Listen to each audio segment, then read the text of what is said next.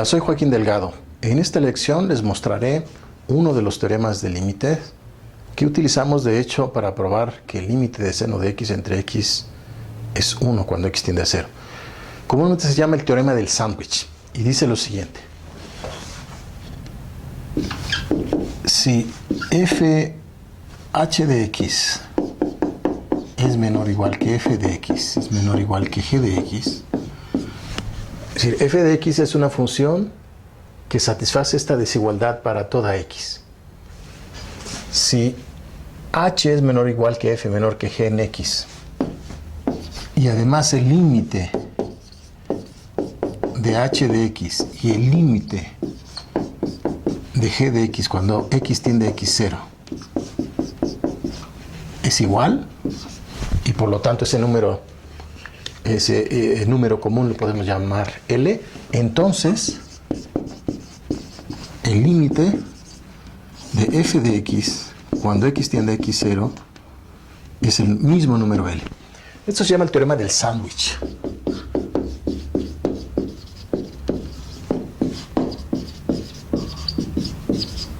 Y es muy útil, sobre todo cuando se quiere probar un límite complicado, pero se puede controlar de alguna manera los valores de f de x por funciones más simples para los cuales se puede calcular el límite. Veamos cuál es la justificación. Entonces, la hipótesis es esta desigualdad y estos dos valores límites. Queremos probar que el límite de f de x cuando x tienda a x0 es el número L. Empecemos entonces por tomar un número positivo. Utilicemos primero la hipótesis de que el límite de h de x cuando x tiende a x0 es igual a L. Luego, existe un número positivo que voy a llamar delta 1 con la propiedad de que h de x es menor que L más epsilon y mayor que L menos epsilon. Observen que he escrito de una manera más cómoda para mi argumento la desigualdad h de x menos L menor que epsilon. La he escrito como dos desigualdades simultáneas. Para los fines del argumento esto va a ser muy fácil de usar en el argumento. Por otro lado, aquí yo utilicé la hipótesis de que el límite de h de x cuando x tiende a x0 es L.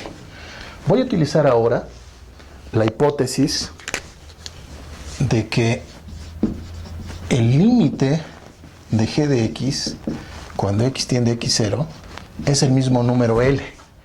Para ese número positivo epsilon existe otro número positivo que llamo delta 2 con la propiedad de que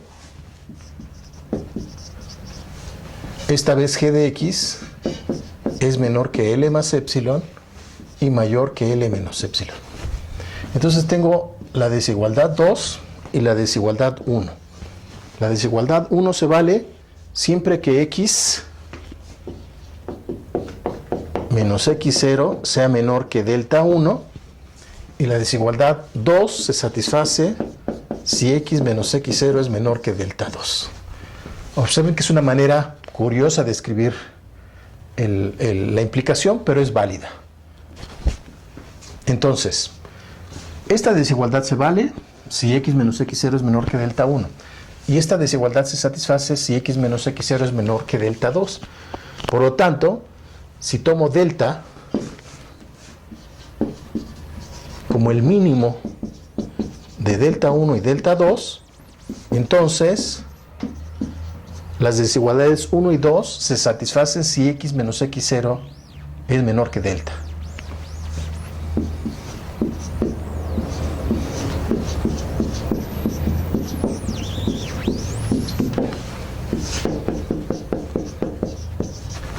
La razón es que por haber elegido delta como el mínimo, delta es menor que delta 1 y por lo tanto se satisface esta desigualdad, y también delta es menor que delta 2 porque es el mínimo de delta 1 y delta 2 y por lo tanto se satisface la desigualdad 2. ¿De acuerdo? Entonces, Tomando delta como el mínimo de delta 1 y delta 2, observen que si delta 1 es positivo y delta 2 es positivo, entonces delta es positivo porque es el mínimo de dos cantidades positivas, un número finito de cantidades positivas, entonces delta es positivo. Tomemos entonces x menos x0 menor que delta. Tenemos entonces las desigualdades 2 y 1. Voy a utilizar solamente una parte de ambas desigualdades. De la primera desigualdad voy a utilizar el hecho de que h de x es menor que L más epsilon, y de la desigualdad 2 voy a utilizar esta parte. ¿De qué manera? De la última desigualdad tengo que h de x,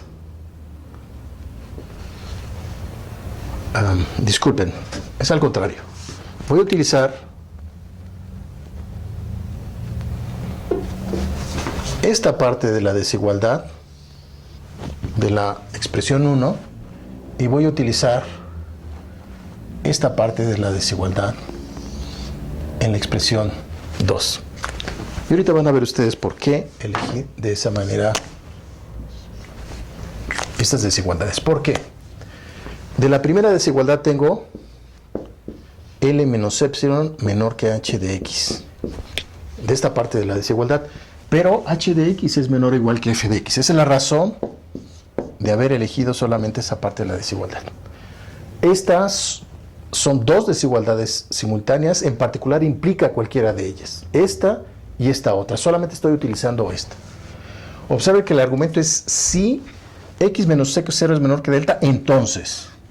¿De acuerdo? Si x menos x0 es menor que delta, como delta es menor que delta 1, se satisfacen ambas desigualdades. Yo quiero implicar tan solo la primera, porque la primera me permite comparar con f de x. También la segunda desigualdad se satisface g de x es menor que L más epsilon, pero ahora voy a utilizar la hipótesis de que g de x es mayor o igual que f de x.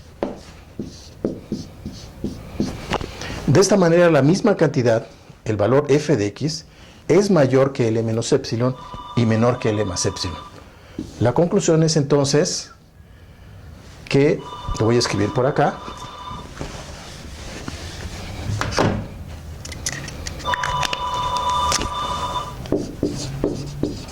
dado epsilon positivo, escojo delta como el mínimo de delta 1 y delta 2, y entonces f de x es menor que L más epsilon y mayor que L menos epsilon. Esta última desigualdad significa, como ya la mencionamos antes, que el valor absoluto de f de x menos L es menor que epsilon. Y con esto hemos terminado. Hemos probado entonces el teorema del sándwich. Si f de x es mayor que h de x y menor que g de x, y los extremos tienen el mismo límite, entonces f de x tiene el mismo límite. Voy a recordarles en el argumento que utilizamos en una de las lecciones. Recuerdan que en la prueba de que el seno de x entre x vale 1, utilizamos este argumento de comparación para un ángulo x pequeño, positivo por ejemplo, para un círculo de radio 1, el seno de x, el arco y la tangente estaban en la relación seno de x menor que la tangente de x. Ese es un ejemplo, ¿verdad? El argumento que nos llevaba a concluir que el límite de seno de x entre x, cuando x tiende a 0, es 1. Se basa en esta comparación. Al comparar esta proyección con el arco con esta otra altura, tenemos seno de x es menor que la tangente de x. Y a partir de esta desigualdad, tomando x positivo, por ejemplo, obteníamos de esta primera desigualdad, obteníamos que el seno de x entre x es menor que 1, y al escribir la segunda desigualdad con la tangente escrita como el seno de x entre x, entre el coseno de x, perdón, podemos obtener, al dividir entre x y multiplicar por el coseno, que el seno de x entre x es mayor que el coseno de x.